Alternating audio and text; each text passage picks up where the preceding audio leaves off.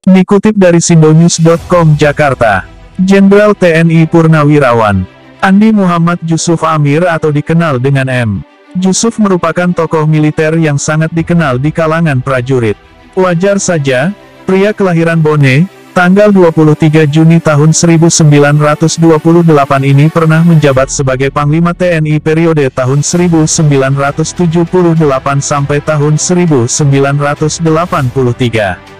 Sebagai jenderal lapangan, M. Jusuf kenyang dengan pengalaman tempur.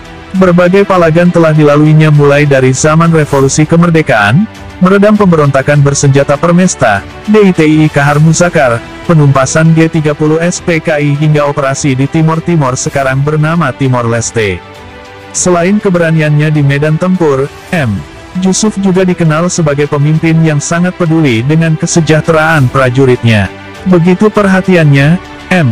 Jusuf tidak segan-segan mengecek rumah tangga dan makanan para prajuritnya. Tak heran, jika sosok M. Jusuf begitu dicintai prajuritnya. Jenderal M. Jusuf sangat dihormati. Bahkan, sampai dicium tangannya oleh anak buah. Belum ada lagi panglima seperti beliau, ucap Menteri Pertahanan Menhan Prabowo Subianto dalam buku biografinya berjudul Kepemimpinan Militer, Catatan dari Pengalaman Letnan Jenderal TNI, Purn Prabowo Subianto, dikutip Sindonews, Jumat, tanggal 25 Februari tahun 2022. Kepeduliannya kepada para prajurit sangat dirasakan ketika M. Jusuf mengunjungi barak-barak, kompi-kompi dan batalion-batalion di seluruh Indonesia. Hampir sebagian besar waktunya dihabiskan untuk mendengarkan keluhan prajuritnya dan memberikan solusi terhadap masalah yang dihadapi anak buahnya di lapangan. Pernah suatu kali, M. Jusuf yang baru diangkat menjadi Panglima TNI melakukan inspeksi ke markas Komando Pasukan Khusus Kopassus di Cijantung. Saat itu, M. Jusuf mengecek barak yang ditempati Prabowo dan bertanya mengenai permasalahan yang ada. "Prabowo, apa kesulitan kompi kamu sekarang?" tanya M. Jusuf. Prabowo yang mengetahui jika di Cijantung sedang kesulitan air langsung menjawab pertanyaan tersebut. "Panglima, tidak ada air di kompi saya," ucap putra Begawan Ekonomi Sumitro Joyo Hadikusumo ini. Mendapat jawaban tersebut, M. Jusuf kemudian memerintahkan asisten logistik, Aslok TNI Laksda TNI Rudolf Kasenda ketika itu untuk segera membuatkan pompa air untuk kompi Prabowo. Ternyata benar, pompa dan menara air sudah tersedia sebulan kemudian, ucapnya. Setelah pertemuannya di Mako Kopassus, keduanya baru kembali bertemu saat operasi Timor Timur. Ketika itu, Prabowo yang masih berpangkat Letnan 1 Letu, mendapat tugas untuk melakukan pengejaran terhadap Presiden Fretilin Nicolau dos Reis Lobato.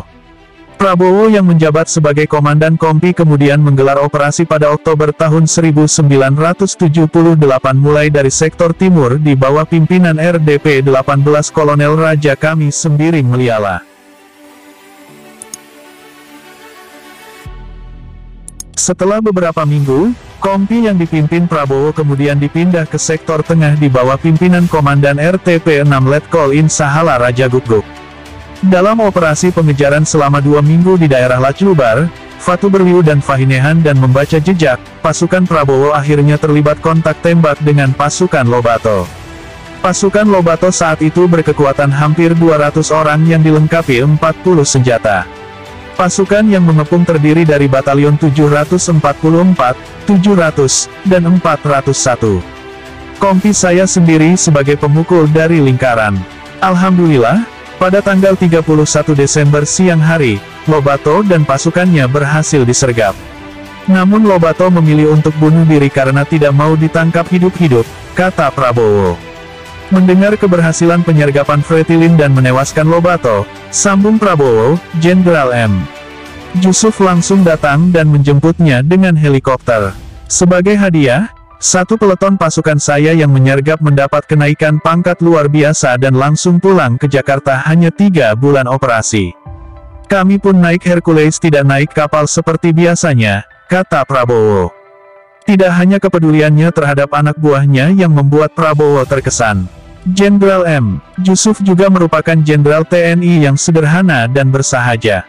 Penampilan beliau yang sederhana, rendah hati juga sangat mengesankan saya. Saya pernah berkunjung ke rumahnya pada saat saya berpangkat kapten pada 1982.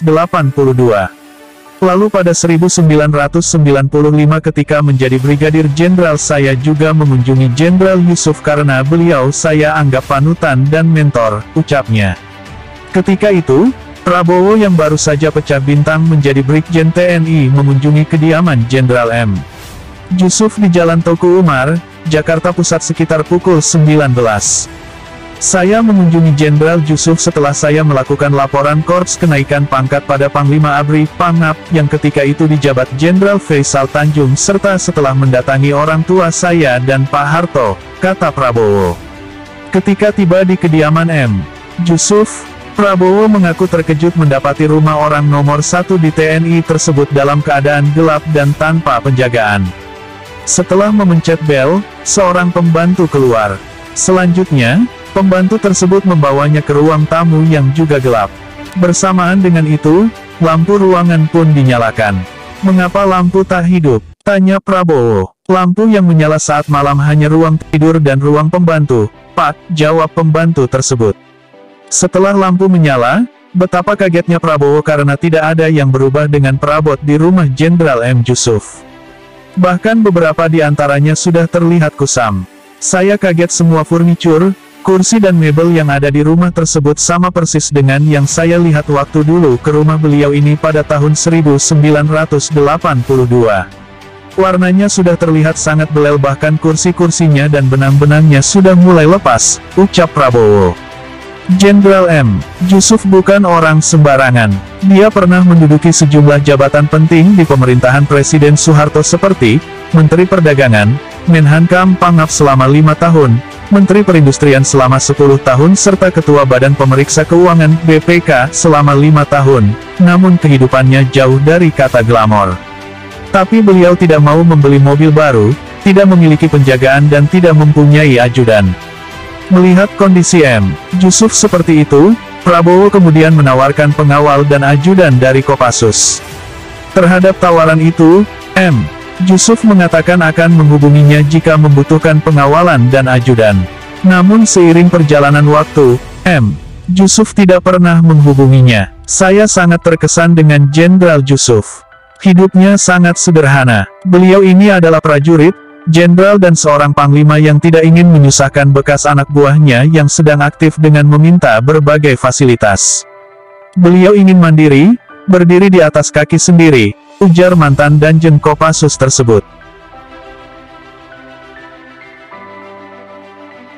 Nah, apa pendapat pemirsa atas informasi ini? Pemirsa yang kami hormati, semoga informasi yang kami sampaikan dapat bermanfaat. Kami dari Faktual News 77 mengucapkan banyak terima kasih. Jika pemirsa senang dengan video kami, info kami, seyogyanya memberikan dukungan channelnya dengan cara like, subscribe, dan komentar. Jangan lupa bagikan ke teman-teman yang lain. Sekali lagi kami ucapkan banyak terima kasih.